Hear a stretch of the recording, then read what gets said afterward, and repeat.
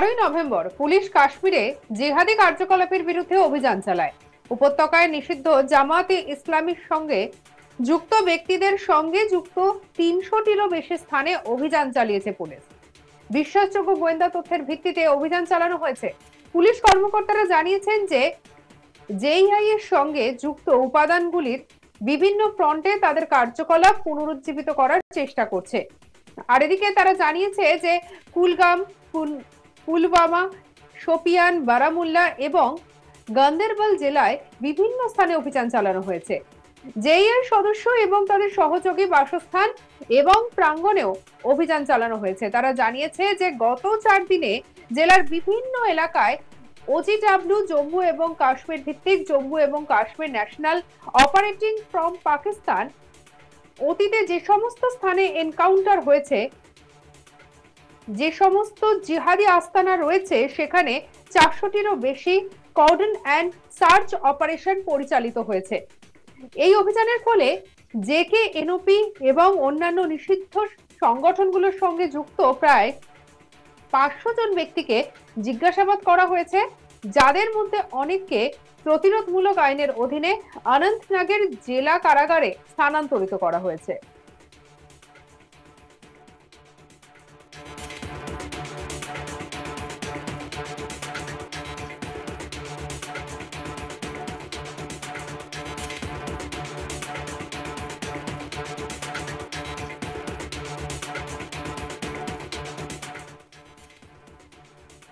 অভিযানের সময় অপরাধমূলক উপাদান এবং ডিজিটাল ডিভাইস বাজেয়াপ্ত করা হয়েছে এবং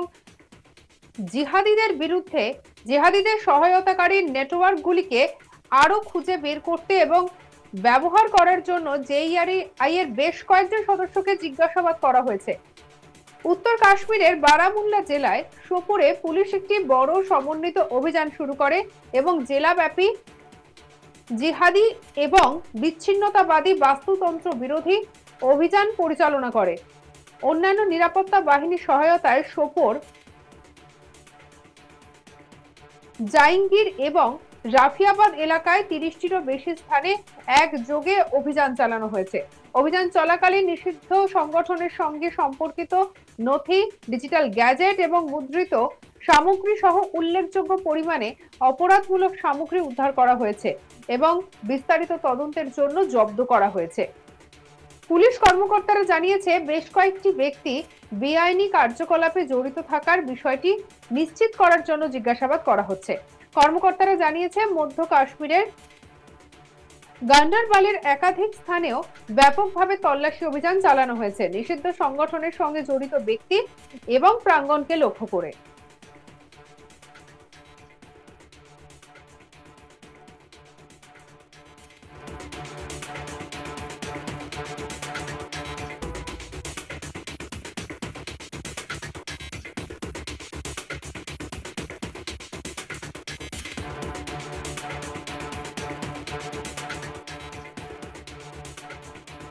অভিযান চলাকালীন নিষিদ্ধ সংগঠনের সঙ্গে সরাসরি যুক্ত নথি, ডিজিটাল ডিভাইস এবং মুদ্রিত সামগ্রী সহ প্রচুর পরিমাণে অপরাধমূলক সামগ্রী উদ্ধার করা হয়েছে এবং বিস্তারিত বিশ্লেষণের জন্য জব্দ করা হয়েছে।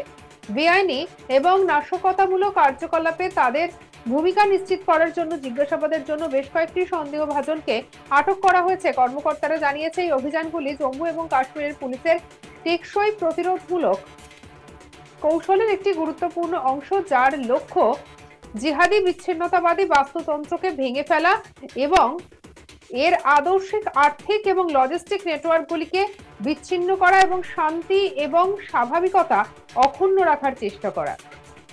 দক্ষিণ কাশ্মীরের শোপিয়ান এবং পুলওয়ামা জেলায় একাধিক স্থানে এই রকম অভিযান চালানো হয়েছে, যেখানে বেশ কয়েকটি জেইআই সদস্যকে জিজ্ঞাসাবাদ করা হয়েছে এবং আইনের আওতায় আনা হয়েছে। পুলিশ কর্মকর্তারা এমনটাই জানিয়েছেন।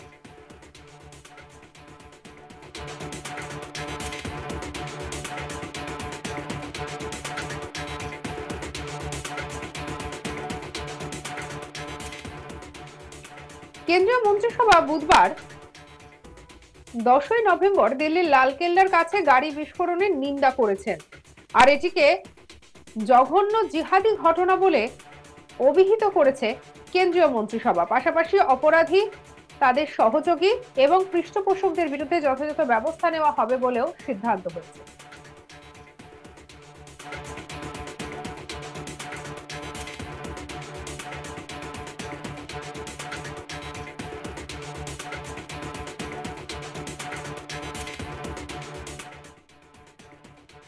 প্রধানমন্ত্রী নরেন্দ্র মোদীর সভাপতিত্বে মন্ত্রিসভা হামলায় ক্ষতিগ্রস্তদের প্রতি গভীর শোক প্রকাশ করে এবং ক্ষতিগ্রস্তদের প্রতি শ্রদ্ধা জানাতে 2 মিনিট নীরবতা পালন করে একটি প্রস্তাব পাশ করেছে। কেন্দ্রীয় মন্ত্রী অশ্বিনী বৈষ্ণব যে প্রস্তাব পাঠ করেছেন তাতে বলা হয়েছে, দেশ 10ই নভেম্বর লালকেল্লার কাছে গাড়ি বিস্ফোরণের মাধ্যমে দেশবিরোধী শক্তি দ্বারা সংগঠিত একটি জঘন্য জিহাদি ঘটনা প্রত্যক্ষ করেছে। মন্ত্রিসভা শোকাহত পরিবারের প্রতি আন্তরিক সমবেদনা জানিয়েছে এবং আহতদের দ্রুত আরোগ্য কামনা করেছে। ক্ষতিগ্রস্তদের তাৎক্ষণিক সহায়তা যারা করেছেন তাদের এবং চিকিৎসা কর্মী এবং জরুরি সেবা যারা দিয়েছেন তাদের প্রশংসা করেছে মন্ত্রিসভা। বিস্ফোরণকে কাপুরুষোচিত কাজ বলে অভিহিত করেছে মন্ত্রিসভা। মন্ত্রিসভা নিরাপত্তা সংস্থা কর্তৃপক্ষ এবং নাগরিকদের সময় উপযোগী এবং সমন্বিত প্রতিক্রিয়ার প্রশংসা করে যারা সংকটের সময় সাহস এবং সহানুভূতির সঙ্গে কাজ করেছিলেন। সর্বোচ্চ জরুরিতা এবং পেশাদারিত্বের সঙ্গে তদন্ত পরিচালনার নির্দেশ দিয়ে মন্ত্রিসভা বলেছে যে সরকার সর্বোচ্চ স্তরে পরিস্থিতি নিবিড়ভাবে পর্যবেক্ষণ করছে। আগেই প্রধানমন্ত্রী বলেছিলেন যে ভারতে জিহাদি হামলা হলে শত্রুকে তার বড় মাসুল দিতে হবে। কি বলেছিলেন নরেন্দ্র মোদী, শুনবো। भारत ने दुनिया को बता दिया है, भारत अब आतंकी हमला हुआ,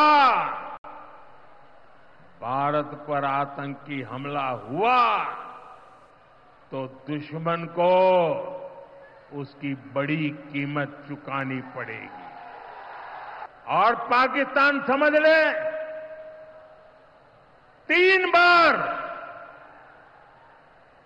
घर में घुस करके मारा है तुम्हें।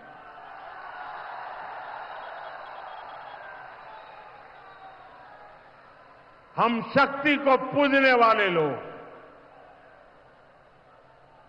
हम महिषासुर मर्दिनी को पूजते हैं। बंगाल टाइगर की इस धरती से 140 करोड़ भारतीयों का ऐलान है।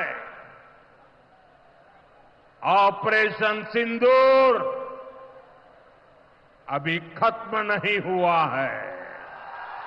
भारत ने दुनिया को बता दिया है, भारत अब आतंकी हमला हुआ, भारत पर आतंकी हमला हुआ तो दुश्मन को उसकी बड़ी कीमत चुकानी पड़ेगी।